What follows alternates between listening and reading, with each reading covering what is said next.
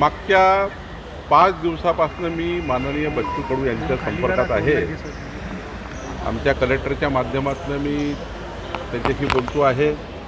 स्वतः कलेक्टर त्या ठिकाणी 3 दिवस झाले त्यांच्या मागण्या पूर्ण करण्याचा शासनाशी समन्वय करत आहे. मी समन्वय करतो आहे.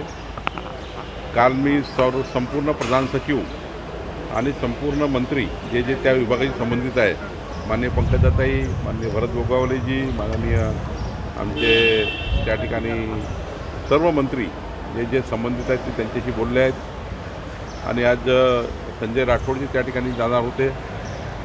मी आज त्यांना स्वतः जाणार आहे. त्यांना विनंती करणार आहे की जे काही ॲक्शन टेकन रिपोर्ट आहे जो त्यांनी दिला आहे, शासनाने त्यांना दिला आहे, ज्या विषयावर त्यांच्या मागण्या आहेत त्यावर ॲक्शन टेकन रिपोर्ट जो आहे तो आम्ही त्यांना दिला आहे. काही मागण्या धोरणात्मक आहे, त्याला थोडा मंत्रिमंडळासमोर जावं लागेल.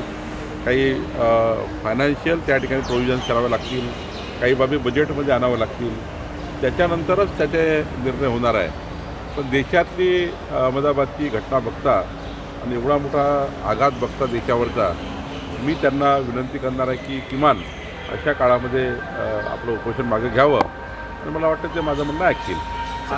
धोरणात्मक बाबीवर खरं संपेल असं मला असं वाटतं की त्यांनी थोडा देशातली परिस्थिती विचारात घेता आणि राज्य शासनाचा पुढाकार लक्षात घेता त्यांनी आंदोलन मागे घ्यावं अशी त्यांना मी विनंती करणार आहे.